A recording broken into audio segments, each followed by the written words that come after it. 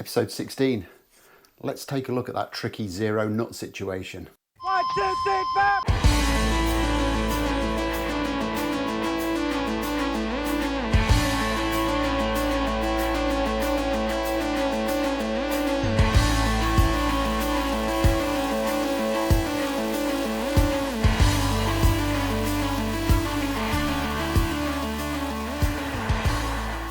Last time we got the fretboard glued onto this thing and it is looking very, very nice.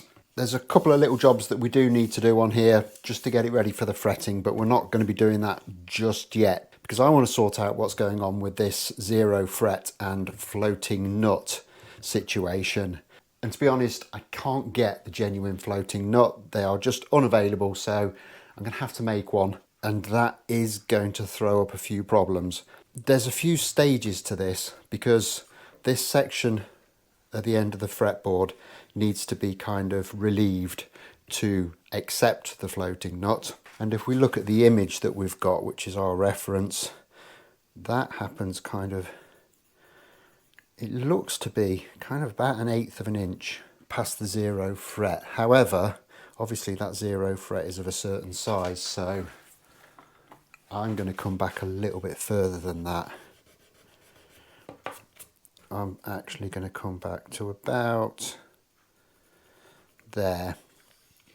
And from there, we need to kind of basically take the radius off the fretboard and step it down ever so slightly. However, I don't really know how much I need to be stepping that down at the moment because the one vital ingredient that we haven't got is that floating nut section. And if you don't know what I mean by that, the floating nut in this scenario, it's not a nut at all. All it is a string spacer. It's a piece of metal that's going to sit in here with the string slots cut into it so that it will break over that zero fret and hold them in position. It won't act as a nut. A nut normally regulates how high the string action is at the nut end of the neck. That will be taken care of by the zero fret. This is purely kind of lateral containment of the strings so that they don't move side to side over that zero fret while you're playing.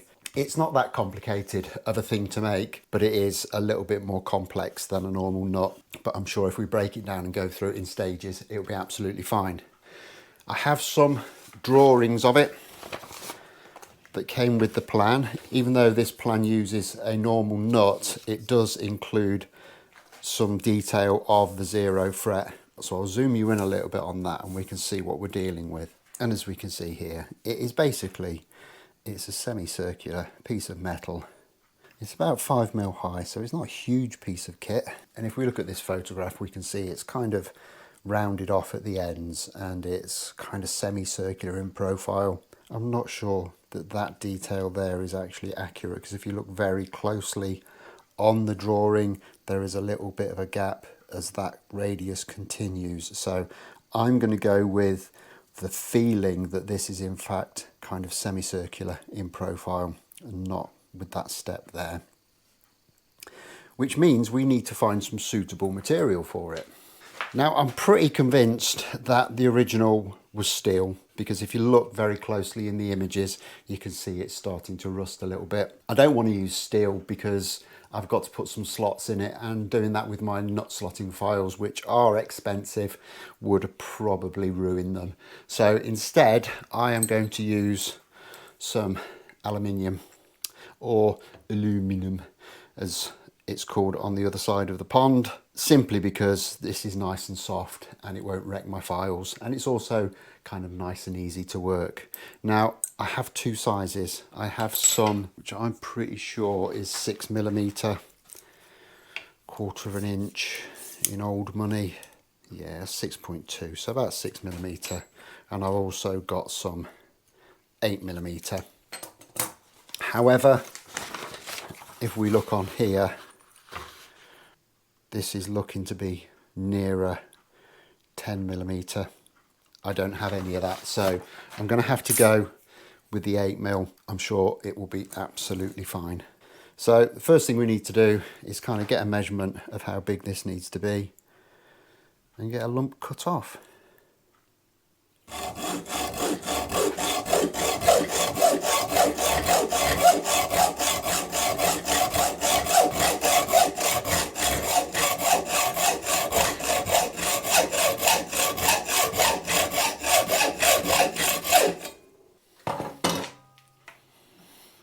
So that's the kind of rough material kind of cut out, but we need to start thinking about order of operations on this now, because there's a few things we need to do to it. Obviously we need to put those slots in, but that's going to be the last thing I do, I think. There are two main operations we need to do. We need to remove at least some of the thickness of this bar to make it more semicircular than round, and we also need to put a kind of a bevel or a radius on the end of this to make it something akin to hemispherical. I don't think it's going to be perfectly hemispherical because we haven't got that much material to play with. That would probably bring the radius in too far, meaning we'd have very little space for our strings, but it definitely needs rounding over a little bit. Now, if we were to slice this down the middle first, it would make putting that radius on very difficult. The radius is actually quite easy whilst this is still a round stock. If possible, I would just simply stick this in a lathe and turn it down. However, I don't have a lathe, either metal or wood, so we can't do that, but I do have a drill press. So my plan is I'm going to stick this in the drill press and just use a file and some sandpaper and stuff just to kind of take that material off, put a bit of a radius on. And as I said, fairly straightforward. Stick it in there.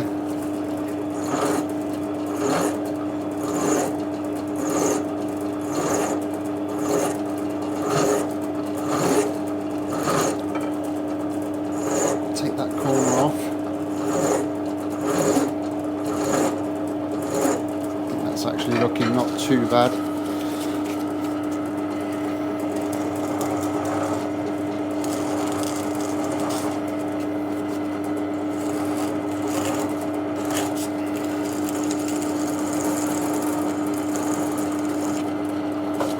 Then just use a few grades of sandpaper.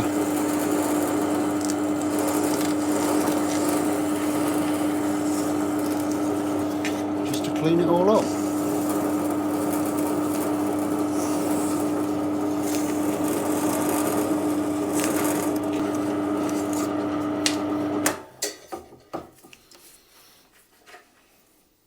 And I actually think that looks pretty much what we want. So turn it around, do exactly the same on the other side.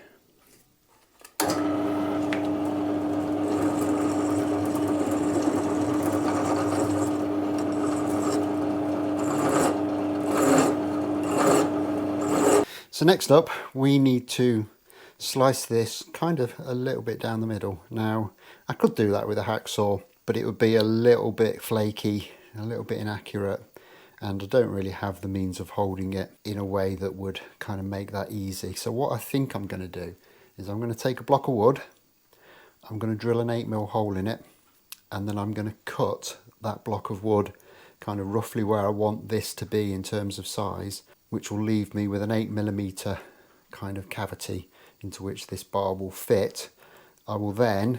I'll probably super glue this in so it's nice and secure. Then I'll just take it to the disc sander and kind of sand that down until I get the thickness that I want.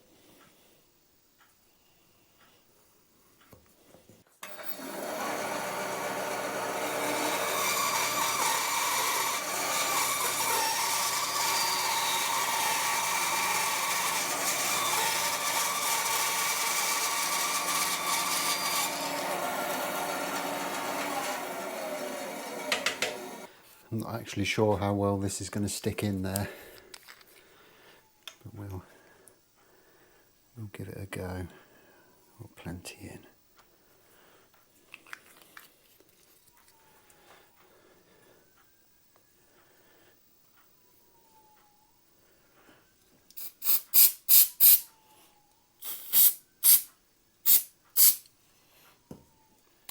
Now I seem to have cut that slightly an angle, so I'll just need to be careful when I'm trimming this, but I don't think I'm going to be taking it all the way down to there, so I can kind of judge that as I go through on the grinder.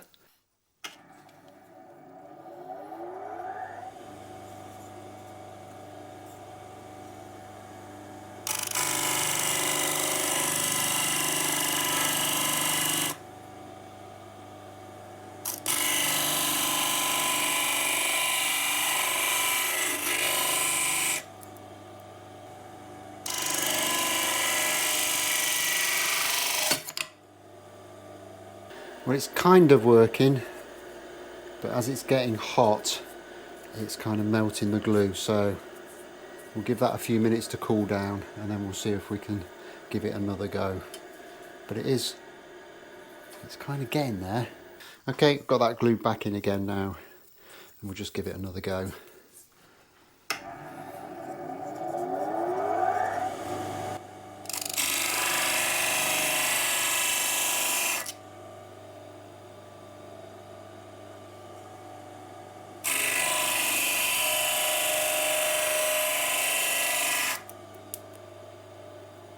Okay, and we're getting somewhere close to that now. It's kind of taken a fair bit of it off, but I think I'm just going to struggle in that setup. So I am now going to kind of put this in the vise and just go at it with a file or something just to kind of take the rest of that material off.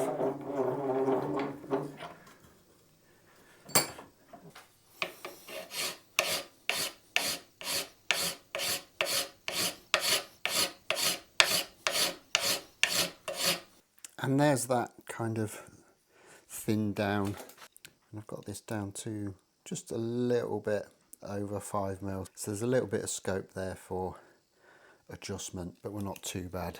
So next up, we need to sort out the end of the fretboard. Now, according to this drawing, it notches down about 3mm, which could be a little bit of an issue to get done at this stage in the game, but I think if I set this up correctly, I can use my router and just kind of drop that 3mm off.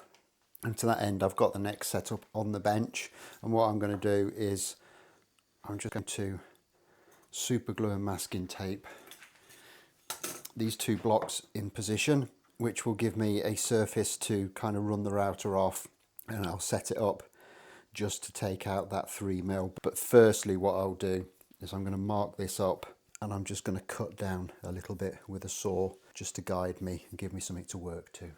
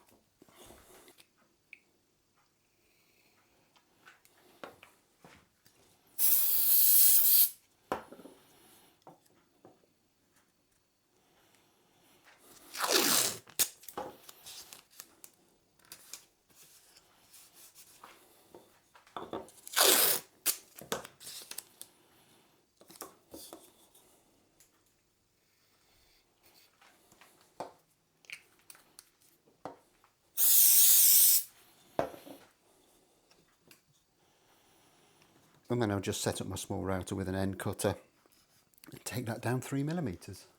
And I've set the router up to go down about 1.5mm in the first pass, and then we'll take a second bite at it and take that final 1.5mm off.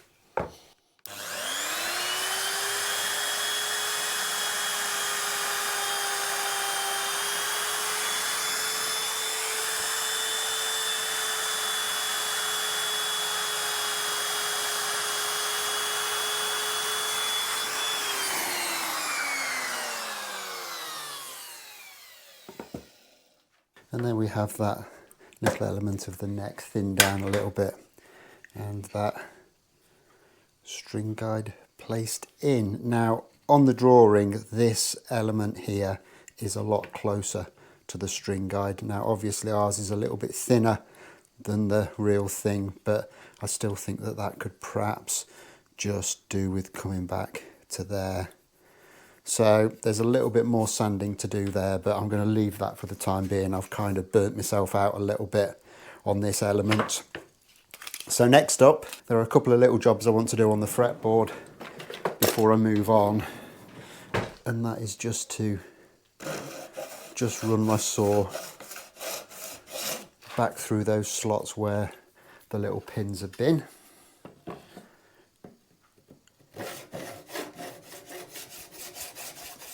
Whenever I do this, I always just stick a little bit of black Sharpie into there. The fret usually more than adequately covers it, but I don't want any kind of untoward marks on the fretboard. And finally, there's one little job that I need to do that I haven't done so far, kind of forgot to be honest, is I need to put the side markers in as well. So I'll dig out some stuff and we'll get that set up.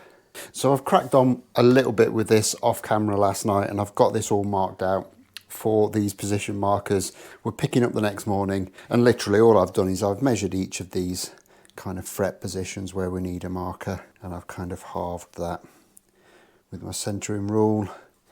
And then I've got another piece of aluminum, and all this is, it's a little piece of angle that I've cut down.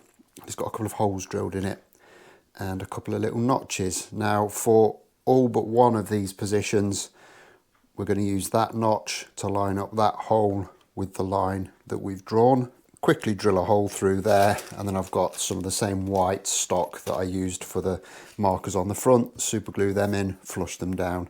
The only time that that's going to differ is when I get to the 12th position, and then I will line it up on that little center notch there and drill 2 holes. So I'm just going to kind of clamp that in position.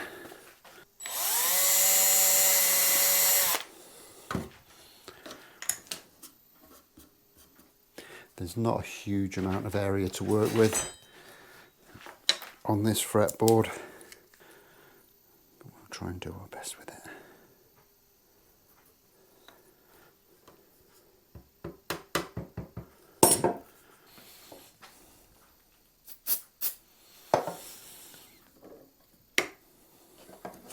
And then we'll just rinse and repeat that all the way down the fretboard.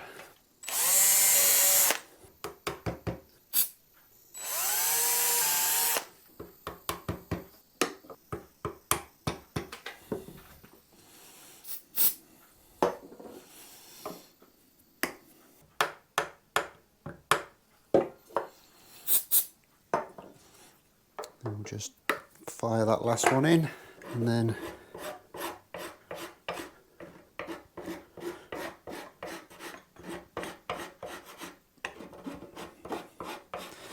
just take a flat file, clean them up a little bit.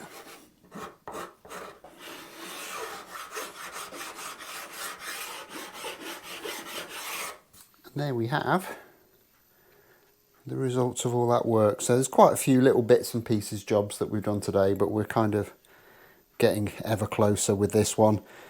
This, I feel, is probably going to have to come down a little bit more, but it's a bit of a kind of a tricky process because obviously we need to put the 0 fret in, and I'm going to use a fret that's ever so slightly taller than the frets I'm using elsewhere on the fretboard, just to give me a little bit of extra height there. And then of course we've got to put the slots in, which again will bring that height down a little bit. So I'm not going to take this any further forward until I've got a few of those variables kind of sorted out. And the first one of those is going to be getting all of the frets, including the 0 fret, installed. However, that's going to be for the next episode. I'm going to leave this one here. So as always, don't forget to hit that like button if you've enjoyed this. Subscribe if you haven't already done so. And I'll look forward to seeing you next time. Thanks a lot for watching. Bye-bye.